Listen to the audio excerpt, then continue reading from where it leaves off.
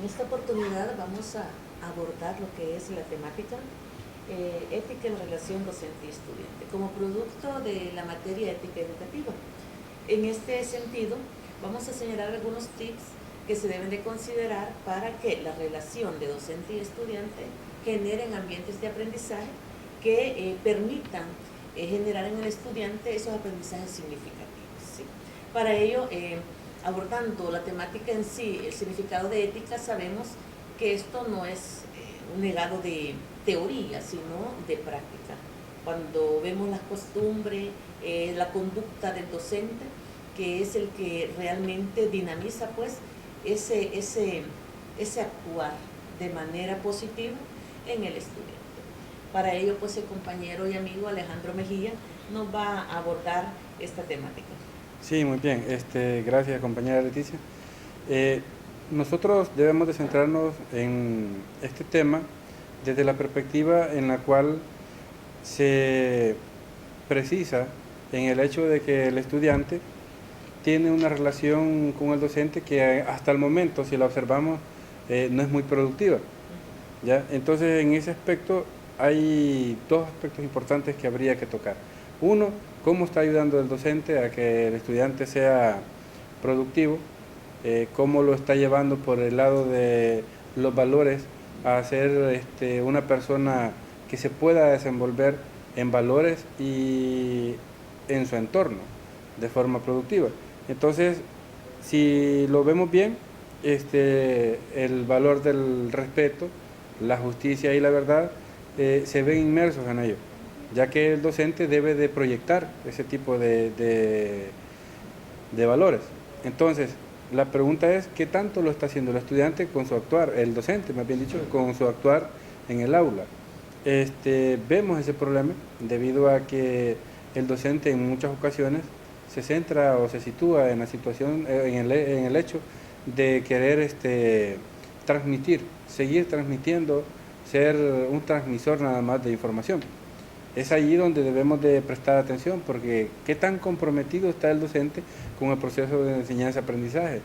Ya es allí donde entran dos aspectos importantes que creo usted nos puede abordar más profundamente, y es lo que se refiere a la pertenencia y a la pertinencia. Exacto, estos dos elementos impactan grandemente en lo que es la actitud del docente. En primer lugar, lo que es la pertinencia. En la pertinencia se refiere a que el docente sienta que está desempeñando la profesión para lo cual él tiene vocación. No se siente perdido, sino que se siente realizado. En el sentido de que él se sienta realizado, satisfecho con lo que es, definitivamente la institución no va a ser solamente un lugar de trabajo, sino que va a desarrollar un sentido de pertenencia. Se va a sentir parte de esa institución, por lo tanto va a dar un valor agregado, ¿sí? No va solamente a ser un transmisor de conocimiento, sino que va a ser un dinamizador, una persona que se preocupe realmente por ese proceso de formación integral en el cual él es parte de ese grupo de estudiantes, ¿verdad? Y es ahí en donde si el docente primeramente tiene ese juicio de valor, se respeta a sí mismo, ha respetado su vocación, ha respetado sus sueños, definitivamente, si se respeta a sí mismo, va a respetar a los estudiantes y va a ser un ambiente realmente contagioso, que incluso muchos profesionales, muchos estudiantes van a querer ser docentes a partir pues de ese modelaje del docente, ¿verdad?, en cuanto a la forma de tratar.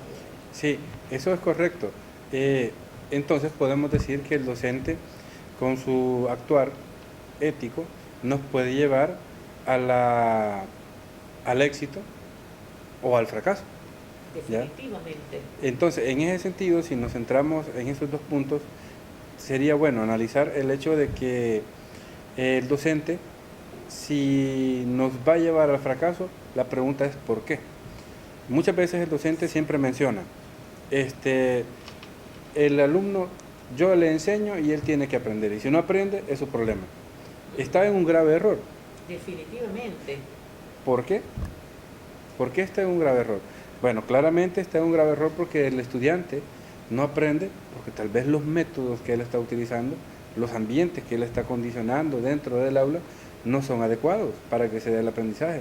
Entonces mencionábamos al principio de que el docente ya no es un mero transmisor de la información, sino que es un facilitador de esta información.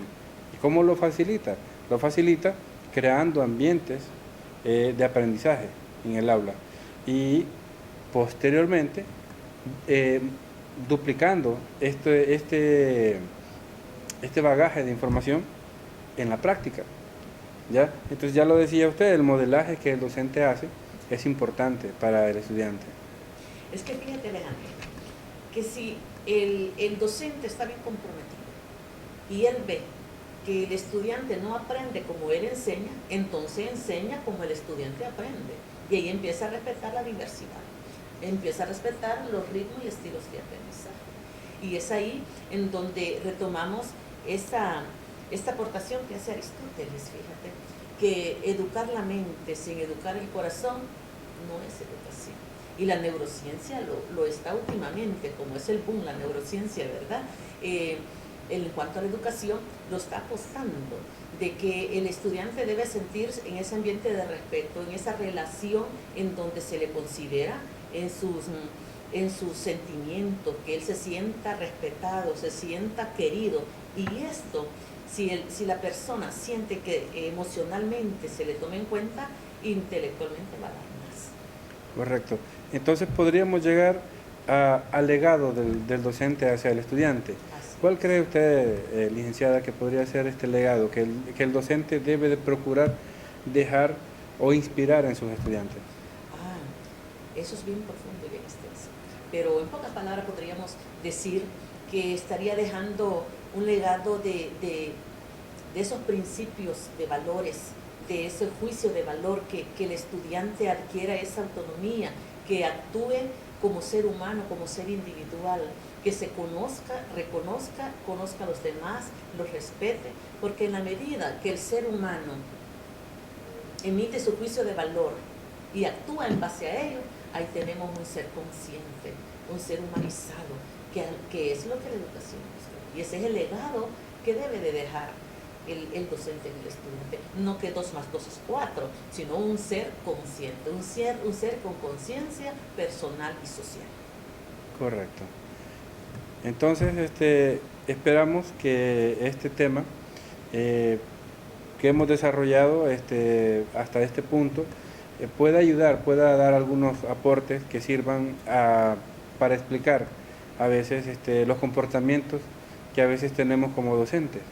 En muchas ocasiones estos comportamientos buscan solo la mera satisfacción individual del docente, que tal vez puede ser vista desde el punto de vista económico.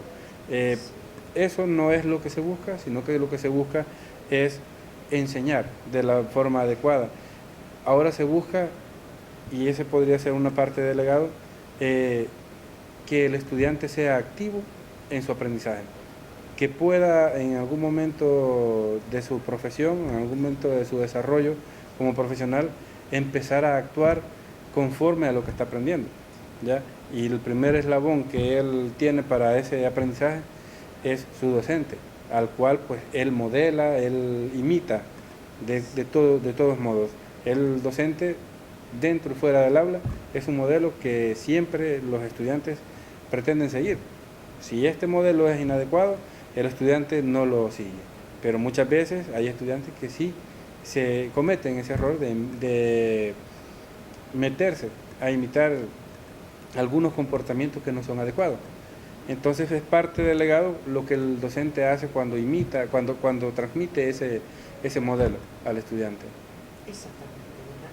Esperamos pues que estas aportaciones, es un tema bien profundo, pero en pocas palabras hemos tratado de dar algunos tips para mejorar, porque como seres humanos sabemos que la mejora debe ser continua.